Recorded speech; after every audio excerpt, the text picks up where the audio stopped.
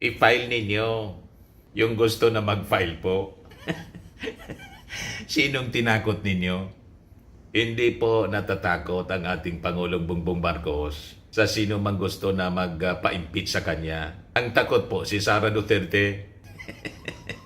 Unang-una, ang ating Pangulo enjoys majority support from the members ng Congress. Hindi yan dolusot. Pero si Sara, ilan lang ang mga kaalyado ni Sara sa Kongreso? Di ba kukunti? Sa Senado, mababawasan na yung mga senador. Kasi malamang mga kababayan, maraming incumbent senators ang makukulong.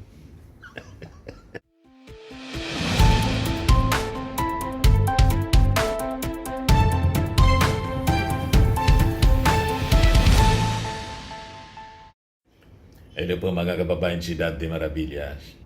Paano niya yan, Mr. Maravillas? Lalong lumakas ang ugong ng impeachment laban kay President Bongbong Marcos. Ready daw po yung Palasyo Malacanang. Ready yung ating Pangulong Bongbong Marcos. Sabi rito sa balita ng GMA, Marcos ready for any impeachment raps against him. Sabi ng Palasyo Malacanang ni Jose Castro. Ready po yung Palasyo Malacanang sa kanya. Ang hindi ready po, si Sara. Kasi sabi ni Jose Castro, unang-una, tiwala yung Palasyo Malacanang hindi man po magtatagumpay. Wala man na niyang Mary Grace Piatos ang Pangulo.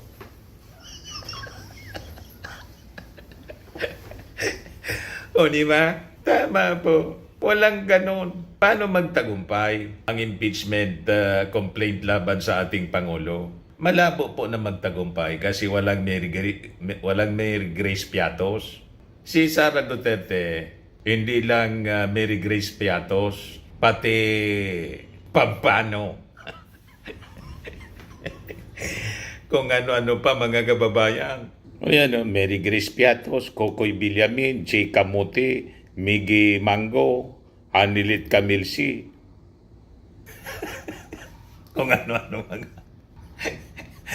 mga pangalan, sabi ni Bato de la Rosa. Sa Dabawan niya, maraming Piatos. Kay Bato pa kayo maniwala, marami daw Piatos sa Davao City. Bakit hindi ninyo yarap? Bakit motion to dismiss kahit bawal? Yung ginawa mga kababayan ni Bato de la Rosa, motion to dismiss. Di ba? Sa impeachment case po, hindi natuloy yung trial, nagpasaklolo sa Supreme Court. Walang ganon sa ating Pangulong Bongbong Marcos. Confident po ang ating Pangulong Bongbong kasi walang Mary Grace Piato, sabi ni Jose Castro. Sabi dito sa balita, Castro emphasized that the President respects due process in the country as well as the 1987 Constitution niya. She also maintained that the President never stole public funds and he even initiated the investigation into flood control anomalies to run after corrupt individuals. Ang Pangulo naman handa po sa lahat ng pagkakataon dahil siya po ay gumagalang sa konstitusyon.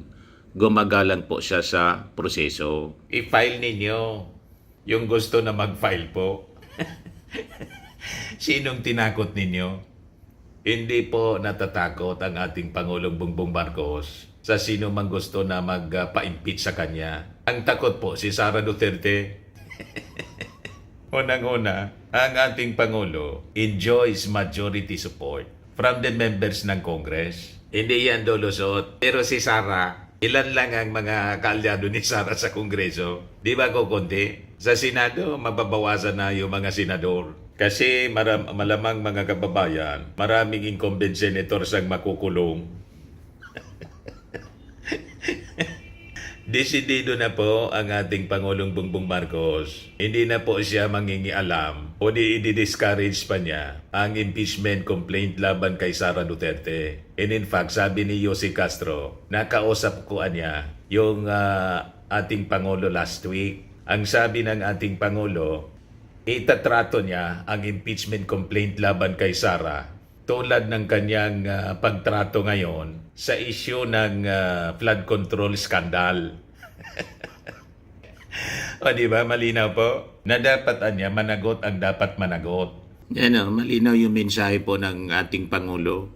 Marcos wants Sara Duterte impeach case handled like flood control mess probe.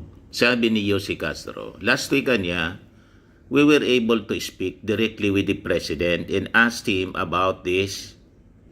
His only response to me was that the way anomalous flood control projects are handled and investigated should be the same way the impeachment complaint against Vice President Sara is pursued or investigated, sabi po ni Castro.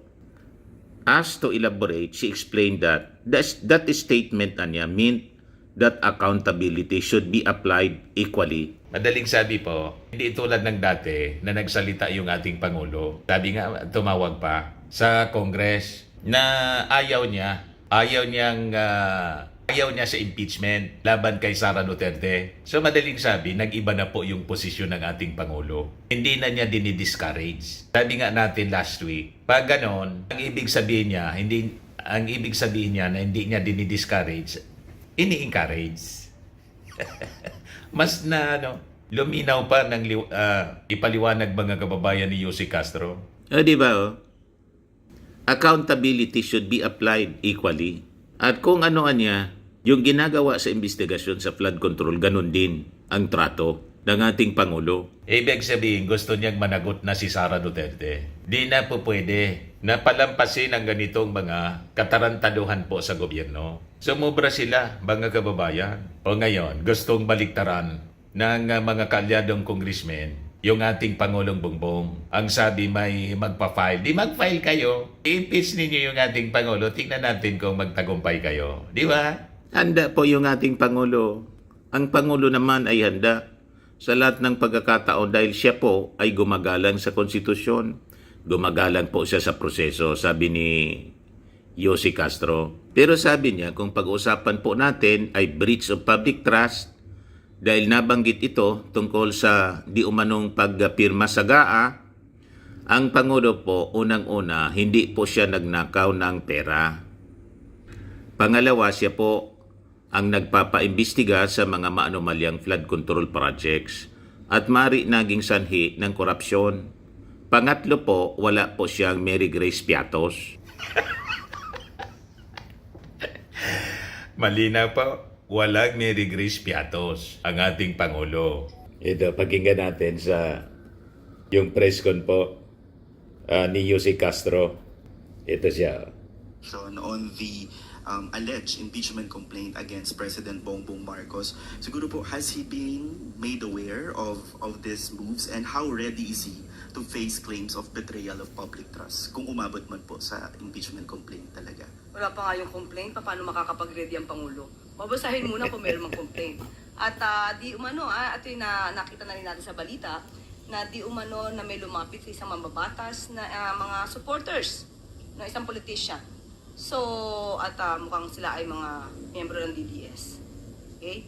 So, sa mga supporters po ng Vice Presidente na nagnanais po na magsampa ng impeachment complaint, mas maganda po siguro bago magturo at tumingin sa iba, tulungan muna nila ang idolo nila. Unang-una, dahil ang usapin dito, ang impeachment complaint ay hindi ito pang media lamang. Hindi ito panakot lamang. Mas maganda po na masagot ang mga issue dahil sa nasabi nila, ang paglalabas, di umano ng balak ng mga supporter ng mga Duterte na magsampa ng impeachment. Sinasabi ng iba, ito para makaiwas, di umano, ang Vice Presidente sa mga isyung paglustay at mga di umanong pagtanggap ng pondo, diversionary tactic po. So mas magandang masagot po yan. At ang Pangulo naman, handa naman po sa lahat ng pagkakataon dahil siya po ay gumagalang sa konstitusyon, gumagalang po siya sa proseso. Pero kung pag-uusapan po natin ay breach of public trust, dahil nabanggit ito tungkol sa di umanong pagpirma sa mga sa GAA. Ang Pangulo po, unang-una, hindi po siya nagnakaw ng pera. Pangalawa, siya po ang nagpapaimbestiga sa mga maaanumalyang flood control projects at maaaring naging sanhi ng korupsyon. Pangatlo, wala po siyang Mary Grace Piatos.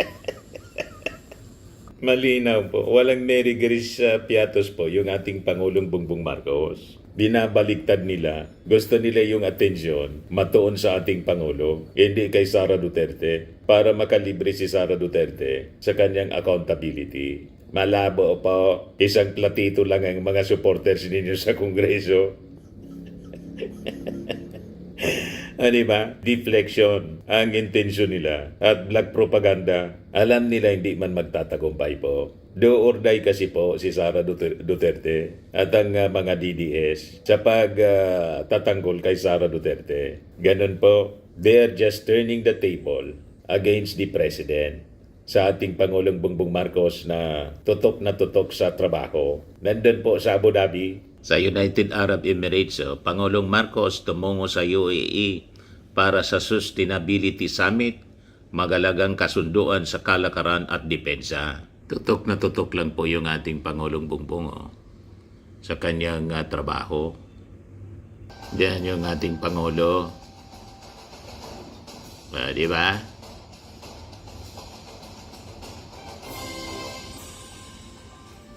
Welcome, Abu Dhabi.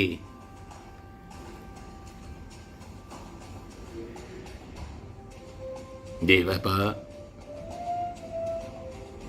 Hindi po nagpapapikto sa mga kontrobersy yung ating Pangulong Bongbong Marcos. Yung kanyang mga naiwang opisyal dito, todo-todo pa rin sa dati nilang todo trabaho, sa dati nilang mga ginagawa. Serbisyo, todo-todo para sa ating mga mamamayang Filipino. Ganon, hindi nagpapapikto po sa politika, sa ingay ng politika at kontrobersya yung ating Pangulong Bongbong. Ayan man lang po yung ating short video ngayon. Ako po si Dante Maravillas. Bye-bye. God bless.